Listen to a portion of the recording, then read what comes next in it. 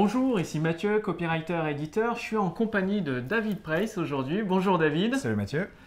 Et du coup, nous sommes à Paris dans un hôtel 4 étoiles pour un séminaire de copywriting, disons le séminaire de copywriting de l'année avec des secrets qui ont été partagés par des entrepreneurs qui dépassent le million d'euros de chiffre d'affaires. David a réussi à s'esquiver. J'ai pris David par la main pour l'esquiver pour pouvoir vous permettre, parce qu'il a une compétence très très particulière, David. On a mangé ensemble ce midi et je vais le laisser se présenter et après j'en dirai plus.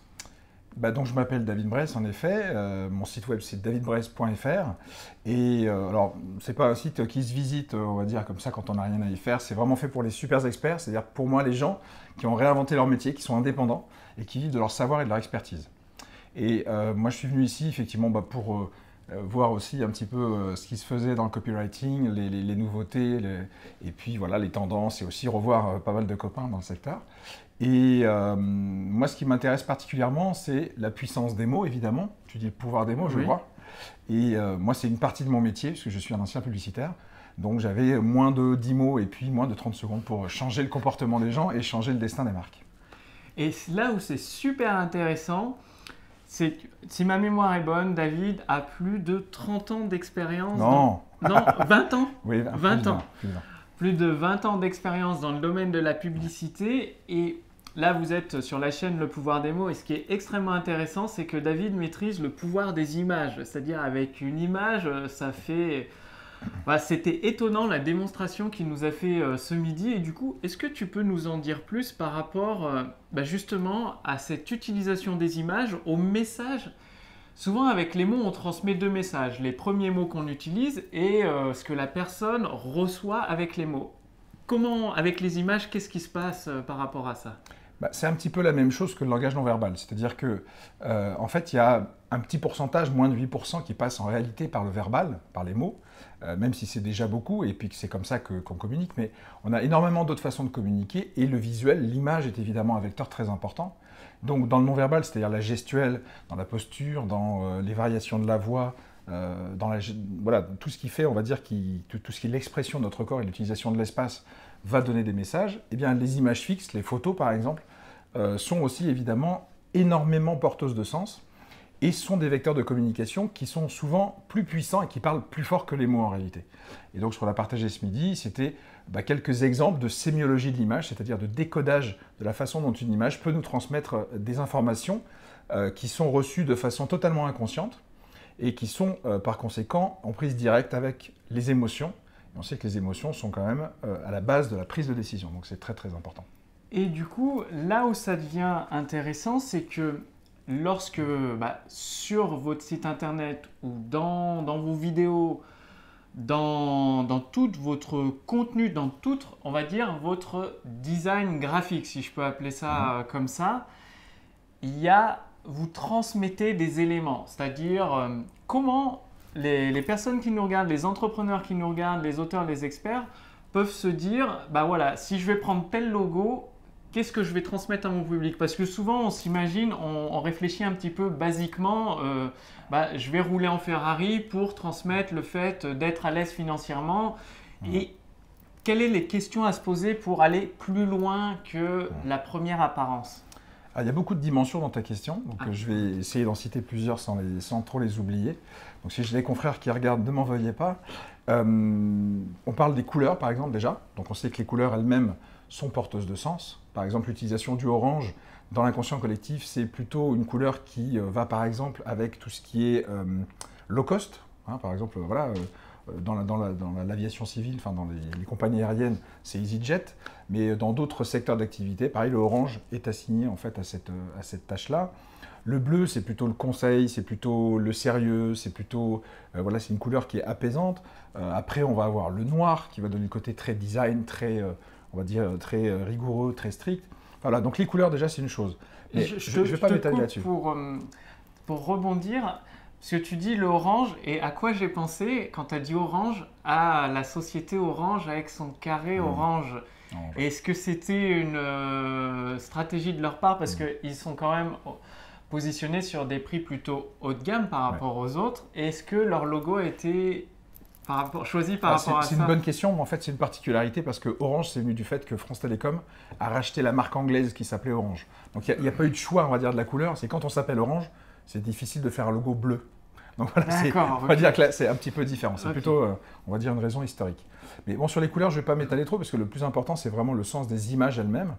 Alors déjà, dans le sens des images, il y a le contenu des images elles-mêmes, mais il y a aussi le style. C'est-à-dire que par exemple, si vous communiquez avec des illustrations ou avec de la bande dessinée, vos images ne vont pas donner le même effet. Par exemple, si vous êtes un cabinet d'avocats, ça va être très difficile d'être pris au sérieux en communiquant avec des images dessinées, par exemple. Donc ça, c'est un élément qui peut permettre déjà de comprendre qu'en fonction du traitement graphique même de vos images, vous allez transmettre des choses différentes. Mais au-delà de ça, on va parler photos tout simplement. Il y a par exemple aussi différents styles de photos. Par exemple, on peut très bien avoir des photos qui sont illustratives de la réalité. Donc on va dire comme on mettrait une photo dans un blog par exemple pour montrer une situation. Et vous pouvez aussi avoir des photos par exemple métaphoriques. Donc par exemple, si vous mettez, je dis n'importe quoi, un morceau de fromage dans un petit piège à souris, évidemment cette image-là va plutôt être utile pour faire une métaphore par rapport à quelque chose que vous êtes en train d'expliquer. Donc ça va renforcer ce que vous êtes en train d'expliquer. Et ça n'est pas une photo d'illustration de la réalité. De même que si vous avez des photos d'image banque, il faut faire attention parfois à ne pas créer de la distance entre ce que vous dites, qui peut être sérieux, et une image qui peut faire fabriquer. Et donc qui va créer une distance en fait entre ce que vous dites et ce qui est perçu par les gens qui lisent. Est-ce que tu as un exemple par rapport à ça? Oui, très simplement, si par exemple sur votre site vous mettez des témoignages clients, évitez de prendre des photos de gens de banque d'images qui ressemblent à des mannequins. D'accord. Parce que forcément, ça casse totalement la crédibilité des témoignages. Par exemple, souvent, une entreprise qui débute se dit je vais prendre la personne sérieuse qui serre la main et tout, et là tu dis que c'est une très mauvaise, c'est une catastrophe. Donc, point important pour vous si vous êtes dans ce cas-là, d'éviter les... Pour moi, c'est une catastrophe absolue à plusieurs égards. La première, ça montre que vous mettez des images juste pour mettre une image. Ça sert strictement à rien. Une image doit toujours en fait avoir un sens et doit toujours avoir un à propos. Sinon, il vaut mieux pas la mettre. C'est aussi simple que ça. Et qu'en plus de ça, si vous ne la choisissez pas bien, alors elle peut travailler contre vous. Et ça, c'est ce dont on a parlé un petit peu ce midi, c'est qu'une image mal choisie peut donner des messages inconscients qui sont totalement à l'inverse de ce que vous écrivez ou de ce que vous dites. Donc il faut absolument faire attention à ça et passer du temps sur le choix des images. Et on appelle ça en fait un travail d'iconographie, c'est-à-dire quelle est la banque d'images que je vais sélectionner pour pouvoir illustrer mes propos, par exemple. D'accord, parce que souvent, je pense à ça parce que j'ai un ami qui a mis ça sur son site internet. Il a mis une image d'une femme qui répond au service clientèle, une jolie blonde qui sourit et tout. Et quelles sont les questions qu'il aurait dû se poser avant de mettre son image? Et est-ce que c'est une bonne idée ou pas une bonne idée? Pour parler d'un exemple concret que vous avez peut-être vu sûrement, j'ai fait, je ne sais pas si c'est une erreur ou pas, en tout cas je l'ai mis sur un ancien site. Et bon. On va dire que ça peut donner la sensation que le site est un peu ancien, parce qu'à une époque on faisait ça. C'est-à-dire qu'effectivement on mettait une hôtesse trouvée dans les banques d'images, tout le monde avait la même en plus. Donc c'était une hôtesse qui travaillait vraiment beaucoup. Donc elle était dans tous les sites web, il y avait tout le temps les deux mains qui se serrent, il y avait tout le temps la salle de réunion avec des gens contents d'aller travailler. Bon, déjà dans la réalité, les gens sont en général un petit peu moins beaux et un petit peu moins joyeux de faire la vaisselle au repassage. Donc dans la publicité, on rigolait beaucoup avec ce genre de choses justement. Et d'ailleurs, dans les agences, on faisait des blagues par rapport à ça. C'est-à-dire qu'on reproduisait des photos d'images banques, mais en montrant la réalité. Parce que c'est vrai que les images banques, donc les banques d'images, tous ces sites ou autres où on peut trouver des images, donne une vision en fait totalement fausse de la réalité. Et voilà, donc c'est assez rigolo, ça crée des décalages et en termes de crédibilité, c'est absolument catastrophique. Donc moi ce que j'ai tendance à dire, c'est que soit vous avez la vraie photo de votre hôtesse, soit vous mettez un picto. Ah, une icône quoi. Une icône effectivement vectorielle. Au moins on tombe pas dans le panneau d'avoir cette photo que tout le monde a vue 1 million de fois et qui donne la sensation que vos images ne sont pas crédibles. Pourquoi c'est important? Parce que si vous avez des fausses images et de vraies images dans la tête des gens, vos images sont toutes fausses. D'accord, donc l'image, le choix de l'image, si je comprends bien, tu m'arrêtes, c'est l'image, c'est important pour la crédibilité que vous renvoyez à vos clients potentiels, que vous renvoyez. Et du coup, est-ce que tu peux nous dire, parce que pour aider le maximum d'entrepreneurs, d'auteurs et d'experts qui nous regardent par rapport au choix de leurs images, quelles sont peut-être les 3 grosses erreurs à absolument éviter, à fuir comme la peste, quoi. 3 grandes erreurs que en 20 ans de carrière, tu as dû en rencontrer pas mal. Et qu'est-ce qui te viendra en tête par rapport à 3 erreurs souvent commises dans le choix des images? Bah, dans les 3 erreurs, je vais reprendre un petit peu déjà ce qu'on s'est dit, c'est-à-dire que prendre une photo, on va dire, qui fait fausse, qui est trop parfaite. Voilà, ça, typiquement, une photo trop parfaite, ça sent tout de suite le fabriquer. Donc ça, voilà, c'est une mauvaise idée. En fait, pour développer le truc, il faut éviter de vouloir faire corporate Ouais. ou si on vient d'être petites entreprises de la lancer, de vouloir faire international avec des images préfabriquées, quoi. Alors, ça me fait rebondir sur une deuxième erreur possible, c'est de montrer la réalité. Parce que parfois la réalité peut vraiment aussi être repoussante en fait. Enfin, voilà, si votre entreprise n'a pas été repeinte, rangée, et voilà, il vaut même pas mettre de photos. Donc je dirais que c'est vraiment un choix qu'on doit faire avec sa sensibilité. Après, il n'y a pas de grandes règles. C'est pour ça que dans les agences, il y a des directeurs artistiques en fait. Ce sont des gens qui vont donner en fait un univers graphique, qui vont donner une coloration particulière à votre communication avec le choix des images. Pour le coup, j'ai envie de dire, c'est vraiment un métier. C'est assez difficile d'en improviser. En revanche, si vous ne vous sentez pas confortable avec une image, ça veut dire qu'il y a probablement un problème.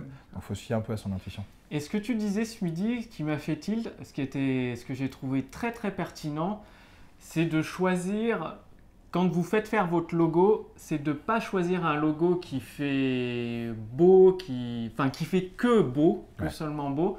C'est de rester sur la simplicité. Est-ce que tu peux nous en dire plus par rapport à cette notion de simplicité et du joli? Je te laisse parler. Quid du joli ouais. Ouais.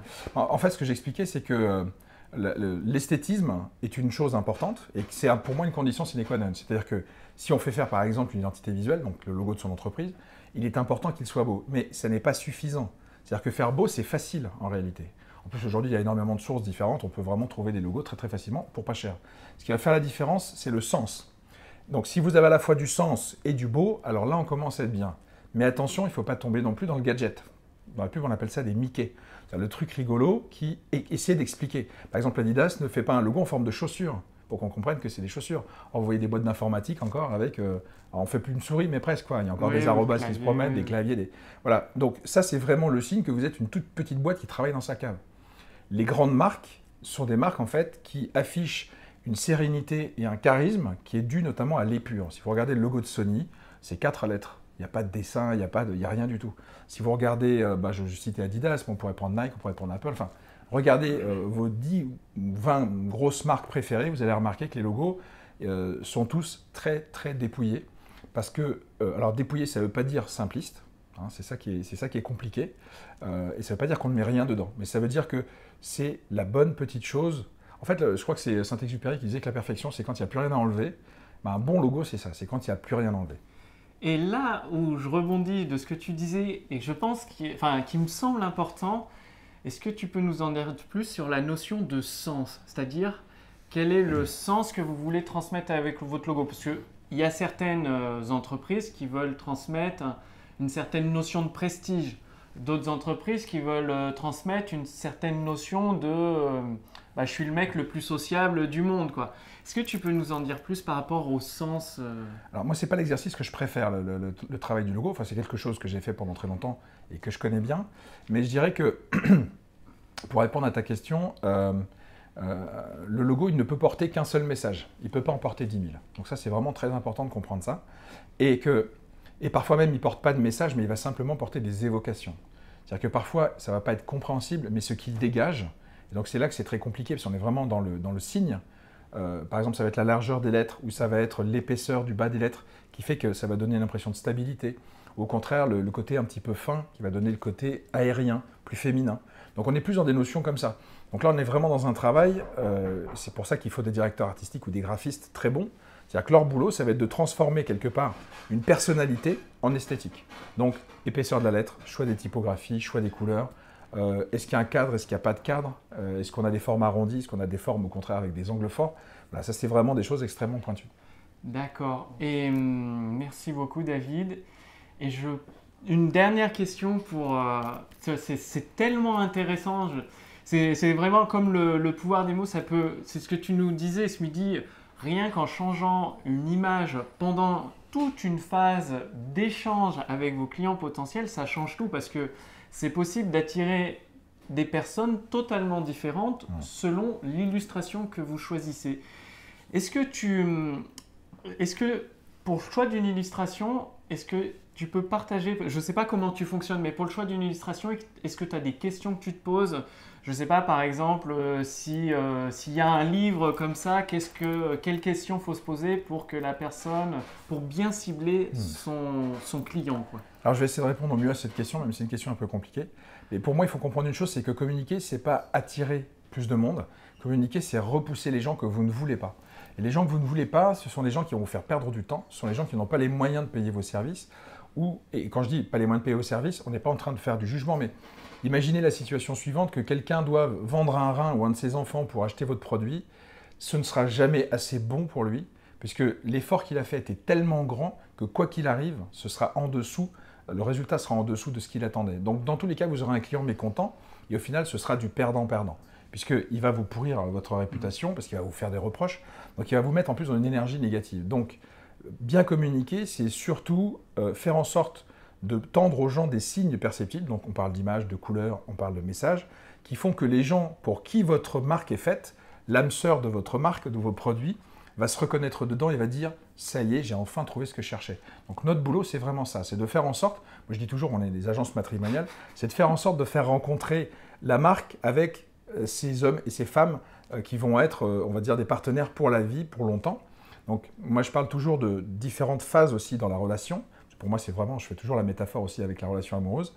Pour moi il y a le coup de foudre, et ça c'est le plus compliqué, et là on a besoin des mots. Et moi je travaille beaucoup aussi sur les mots, j'appelle ça les mots qui font des millions. C'est les 3 mots, c'est just do it, c'est think different, qui bouleversent, on va dire, le destin d'une marque, et puis qui peuvent rester 30 ans dans l'histoire de cette marque, et qui du coup en eux-mêmes portent énormément de valeur de la marque. Ça c'est le coup de foudre, c'est l'amour au premier regard. Et ensuite évidemment, il y a un temps un petit peu plus long qui est le temps du partage des valeurs. Voilà, quels sont tes projets, quelles sont tes valeurs, qui tu es, quelle est ta personnalité, est-ce qu'on est compatible? Et c'est là qu'une marque devient plus qu'un repère de confiance, elle devient un partenaire. Et ensuite, il y a l'entretien de la relation. Et donc ça, c'est le renouvellement perpétuel du fait de nourrir la relation. Et donc c'est là, à travers les produits, à travers la communication, qu'on va amener de nouvelles touches, qu'on va amener de nouvelles nuances qui vont faire vivre en fait la relation sur la durée. D'accord. Et je rebondis sur quelque chose que tu as dit, une phrase peut-être la phrase la plus importante de cette interview, c'est que les images, les illustrations que vous utilisez sont là pour repousser les personnes à qui vous ne voulez pas vous adresser. Exactement. C'est l'objectif principal pour laisser la porte ouverte aux personnes, à vos clients idéaux, quoi. Alors, je vais prendre une image, parce que ça je le fais avec mes clients pour bien leur faire comprendre l'idée. Je leur pose une question, voilà, si tu ouvres ton portefeuille et que tu enlèves un billet de 20 €, qu'est-ce qui vient de se passer? Alors ils me disent tous, je viens de perdre 20 €. En fait, il faut plutôt se dire que vous venez de laisser de la place pour un billet de 50. Donc c'est exactement la même chose. C'est un mauvais client, c'est quelqu'un que vous devez enlever pour laisser de la place à un bon client. Parce qu'un bon client, il va faire votre publicité, ça ne vous coûtera rien du tout. Et on sait que le marketing de la recommandation, c'est le plus puissant et le moins cher du monde. Donc première chose. Deuxième chose, il va parfois même être un ambassadeur, c'est-à-dire qu'il va aller chercher des clients pour partager l'enthousiasme qu'il a eu de travailler avec vous. Donc ça, c'est quand même très bon aussi. Et puis vous, ça va vous mettre de toute façon dans quelque chose de positif, dans un élan d'avoir envie d'aider encore plus de monde, encore mieux. Donc il faut absolument avoir les bonnes personnes en face de vous. Quand votre business ne marche pas bien, il y a plusieurs raisons. Alors soit votre produit ou votre service n'est pas bon, mais là j'ai envie de dire, on ne peut rien pour vous. Soit si c'est le cas, mais que ça ne marche pas, ça veut dire que vous n'avez tout simplement pas les bonnes personnes en face. Il y a des gens qui sont faits pour tomber amoureux durablement de votre produit. Le seul truc, c'est qu'ils ne le savent pas encore. Donc il faut savoir où ils sont, il faut leur tapoter sur l'épaule et il faut leur présenter les choses telles qu'ils ont envie de les recevoir. D'accord. Merci beaucoup David, c'est vraiment super intéressant. Je vous invite à réécouter plusieurs fois cette interview et surtout, le plus important, c'est de prendre des notes. Parce que David il a quand même plus de 20 ans d'expérience, travaillé avec des marques fabuleuses, donc il sait vraiment de quoi il parle sur le pouvoir des images. Merci beaucoup David. Donc pour te retrouver, s'il y a des entrepreneurs, des auteurs, des experts qui sont intéressés pour te retrouver, tu peux partager Le plus simple, c'est via LinkedIn. Donc voilà, j'ai une page LinkedIn sur laquelle vous allez pouvoir comprendre comment je fonctionne. Sinon, mon site web, tout simplement, donc davidbrace.fr. Tu peux l'épeler, je mettrai le lien, mais si tu peux l'épeler… Donc David, c'est très simple, pas de point, rien, pas de tiret. Brace, c'est BREY2SE.fr. Voilà. Merci beaucoup David. Donc, Merci à toi. eh bien, il y a le lien vers le site de David, il sera sous cette vidéo. Comme d'habitude, passer à l'action, c'est en agissant. Donc, avec le pouvoir des images, vous avez plusieurs éléments que David a partagés avec vous pour corriger, améliorer la perception, la valeur que vous transmettez avec vos images. Et, ah oui, si, la toute dernière question, quelle est l'action la plus importante en efficacité qu'une personne qui nous regarde peut mettre en place juste à la fin de cette vidéo par rapport à son image, à son illustration? Quelle est l'action? Si, voilà. Waouh. Voilà, imaginons un entrepreneur vient te voir et il te présente son site et tu dois lui donner un truc. Tu lui dis, voilà, tu peux faire ça tout de suite maintenant, ça va t'aider à changer quelque chose. Alors, j'aurais pas une réponse très simple, mais ce que j'aurais envie de faire, c'est de lui dire, est-ce que tu es sûr que chaque chose que tu dis ou que tu montres apprend quelque chose à ton client?